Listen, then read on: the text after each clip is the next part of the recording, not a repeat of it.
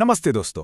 सोचिएगा, हर देश की ना एक पहचान होती है, एक ऐसा सिंबल जो उसकी पूरी कहानी बता दे, उसका इतिहास, उसका गौरव, उसके लोगों की उम्मीदें, सब कुछ। और हमारे लिए वो सिंबल है हमारा प्यारा तिरंगा।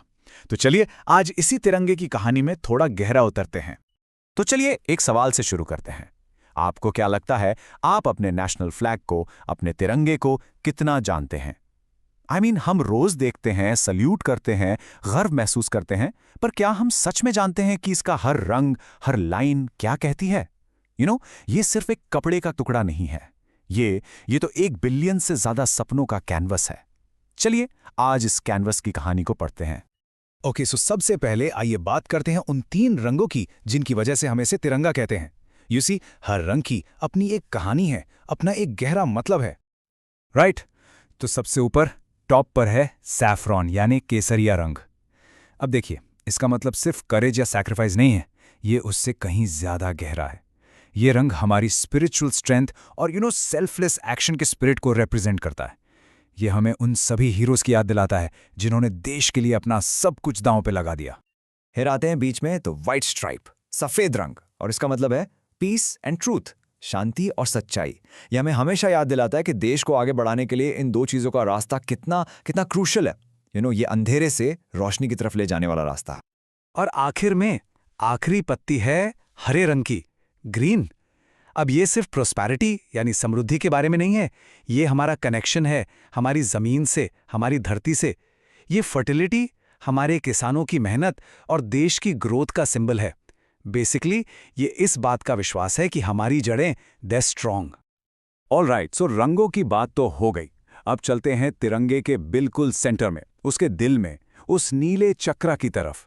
इसे हम अशोका चक्रा कहते हैं। और एक बात समझ लीजिए, ये सिर्फ एक डिजाइन एलिमेंट नहीं है, नो, ये एक पूरी फिलॉसफी है, एक लाइफ लेसन है। तो कई इस चक्रा में आप गौर से देखेंगे तो अब 24 स्पोक्स हैं, 24 तिल्लियां। अब आमतौर पर लोग सोचते हैं कि ये दिन के 24 घंटों को रिप्रेजेंट करती हैं। Well yes, but it's deeper than that. ये 24 तिल्लियां बेसिकली 24 लाइफ प्रिंसिपल्स हैं, और इनका मैसेज ये है कि देश को हर पल नॉन स्टॉप आगे बढ़ते रहना है। और यहाँ एक रियली इंटरेस्टिंग डिटेल है। हर एक स्पोक, एवरी सिंगल वन, एक खास वर्च्यू को रिप्रेजेंट करता है, एक सद्गुण को, जैसे love for the country, courage, justice for all, hope for a better future. आप स्क्रीन पे देख सकते हैं, ये सारे 24 वर्च्यूज मिलकर ही तो एक आइडियल नेशन की फाउंडेशन रखते हैं। Amazing, right? सो इस पूरे चक्रा का मैसेज क्या है? The bottom line, well it's this powerful thought: गति में ही जीवन है और आलस्य में मृत्यु। Life is in movement, death is in stagnation. Simple. ये हमें हमेशा आगे बढ़ते रहने की प्रेरणा लेता है, और आई थिंक यही तो हमारे देश की असली स्पिरिट है। ओके, सो हमने कलर्स और चक्रा की बात कर ली, पर सवाल ये है कि ये झंडा, ये फ्लैग आखिर बना कैसे? इसके पीछे भी एक बहुत ही इंटरेस्टिंग हिस्ट्री है। ये सिर्फ एक डिज़ाइन की एवोल्यूशन नहीं है, बल्कि एक आज़ाद देश की पहचान ढूंढने की कहानी है। इसकी जर्नी काफ़ी लंबी रही है। देखिए, 1906 से इसकी शुरुआत हुई, फिर कई सालों तक इसके अलग अलग वर्जन्स आए, और फाइनली 22 जुलाई 1947, ये डेट बहुत इंपॉर्टेंट है। इसी दिन हमारी कॉन्स्टिट्यूएंट असेंबली ने इसे ऑफिशियली नेशनल फ्लैग के रूप में अडॉप्ट किया। सोच के देखिए, आज़ादी से ठीक 24 दिन पहले एक नए भारत का सिंबल रेडी था। तो इसके पीछे आखिर दिमाग किसका था? वेल, इसके डिज़ाइनर थे एक फ्रीडम फाइटर पिंगाली वेंकैया।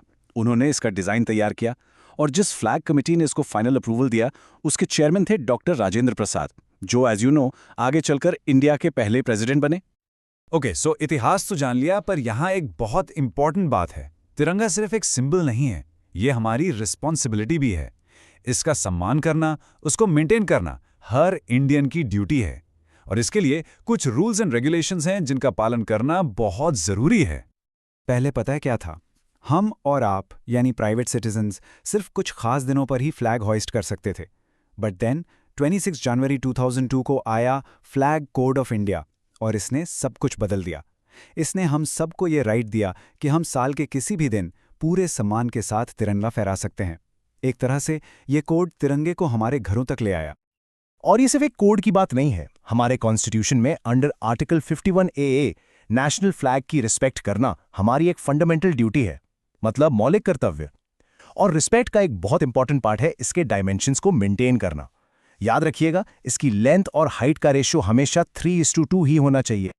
तो दोस्तों, ये थी हमारे तिरंगे की कहानी, इसके रंगों की फिलॉसफी, इसके चक्र का मैसेज और इसके पीछे का गौरवशाली इतिहास। ये हमारी यूनिटी, हमारे स्ट्रगल और हमारे होप्स का सिंबल है। तो मैं आपको एक सवाल के साथ छोड़ना चाहता हूं। अगली बार जब आप तिरंगे को शान से लहराते हुए देखें, तो एक सेकंड के लिए रुकिए और सोचिए, ये आपके अंदर क्या इंस्पायर करता है। जरूर सोचिए। जय हिंद।